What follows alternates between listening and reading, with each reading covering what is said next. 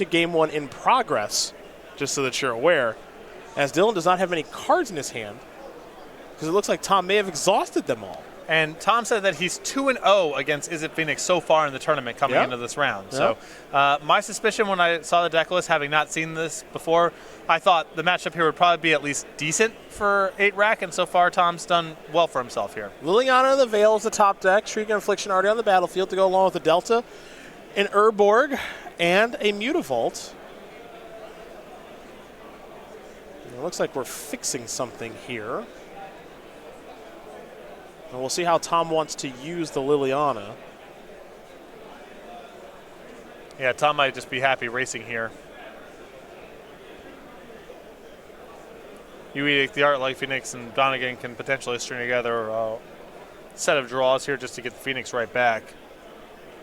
Looks like he's going to plus, make Donegan lose the Arclight Phoenix in hand. Pass the turn back. Shrieking Affliction will deal some damage. Donegan down to 6. Dylan wants to reach Shrieking Affliction. It's pretty easy. If you have one or less card in your hand on upkeep, gone. You take 3.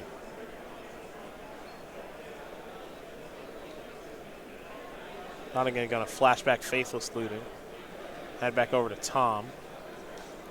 Tom not going to do anything in. What's this? That's Dismember. Plus activates. And I think the race is done for now. Yeah, I think so. Dismember take care of that Arclight Phoenix. It looks like Dylan's going to play a Surgical Extraction because he wants to get an idea of what's in Tom's deck. So he's going to get some information on his way out the door because he is going to die. Can't win this game. Yeah, might as well take a look.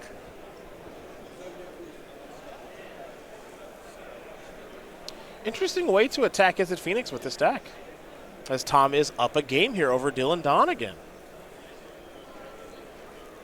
Well, they do need a critical mass of spells to be able to get the Phoenix in the graveyard and then keep getting it back.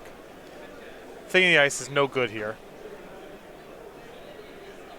Deck's got a lot of error in it. No way to remove enchantments or artifacts game 1, so the Rack and Shrieking Affliction are good to go. It's true. A lot of elements of the strategy here that, you know, kind of attack some vulnerabilities of Is It Phoenix. Both these players start going to the sideboards here. Tom, if you're just joining us, has a pretty varied sideboard here this weekend with Asylum Visitor, Damnation, Dark Confidant, a bunch of other things. Not really relying on Leyline of the Void here this weekend is Tom Ross, like a lot of players are, because we've just found that it's just really not that good against Is It Phoenix. You know, there is a Knight of Souls Betrayal, another copy of Ensnaring Bridge, another copy of Fatal Push, 2 Nile Spell Bombs, a Surgical, just the one Leyline where most players have 3 or 4. Stuff like that. Collective Brutality could be okay. I mean, maybe Tom doesn't need to change all that much. No, you know, I don't think the creatures are. It's tough sledding with those. The anti-graveyard stuff, maybe you want a little bit of it, but not really. From Donegan's side, 3 Blood Moon, 2 Abrade, 2 Spell Pierce, 2 Beacon Bolt, 2 Ravenous Trap, a Jace the Mind Sculptor, a Dispel, a Disdainful Stroke, and a Ceremonious Rejection.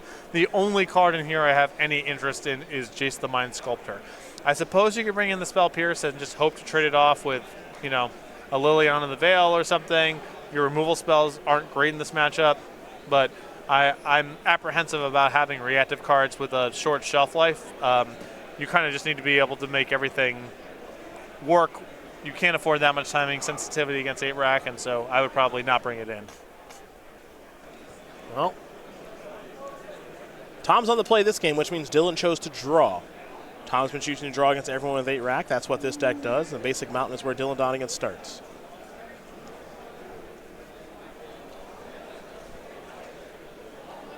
Here's Wrench Mind. Dylan Donegan playing a deck that doesn't have a lot of artifacts in it, that's for sure. Away goes Pyromancer Ascension. Uh-oh. And this is part of the 8-rack experience. You keep every hand that isn't an F, so you end up keeping a lot of D-minuses. Yeah. Ooh, so Tom is going to play Surgical Extraction on Arclight Phoenix before activating Liliana. Yeah, and this hand that Dylan Donegan has is kind of an F. You see it.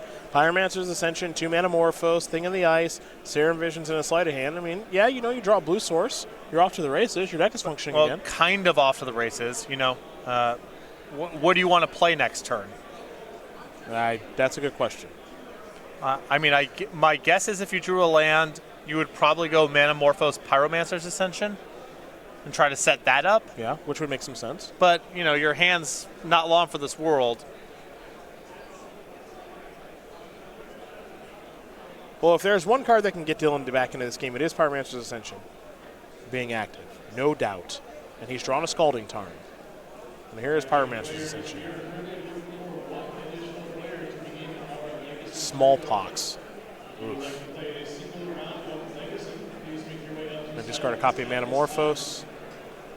Lose a land. Yeah, you really want to keep Donegan pinned on the mana here, because once he gets 2, he can start doing multiple things in turn, maybe get the Ascension online.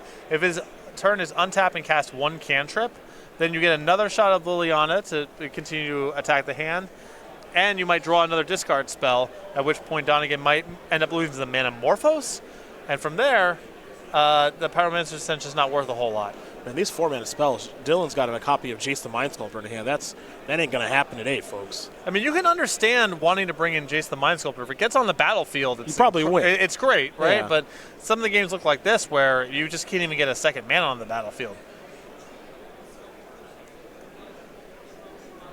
Dylan does have a copy of Spirebluff Canal in hand. Drew it last turn and elected not to play it. He wanted some padding there for the Manamorphose. Yeah. Because the Manamorphose is his best chance of turning on the Pyromancer's Ascension, and that's really the only thing that's going to pull him back into this. Double bolt. And now Pyromancer's Ascension is online, so I'd say Dylan Donegan's back in this game. He's got no cards in hand. Yeah, I mean, and the race is not bad here for Tom. Because he's got the rack. He's got his Mutavault. But all it takes, honestly, is like kind of 1 cantrip. Yeah, Donegan, I mean, if Donegan's draw step here is Manamorphose, he could run away with the game this turn. Donegan draws a card. In the draw step, it was Surgical Extraction there by Tom Ross, taking out Serum Visions.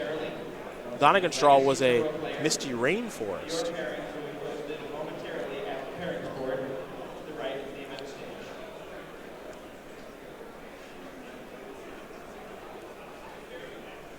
So it's not every day that we see Surgical Extractions go after Serum Visions, but today is that day. Well, any cantrip that Donegan draws is very dangerous from Ross's perspective, and he wanted to take a sorcery because any instant, if Donegan happened to draw that card, could be cast in the draw step.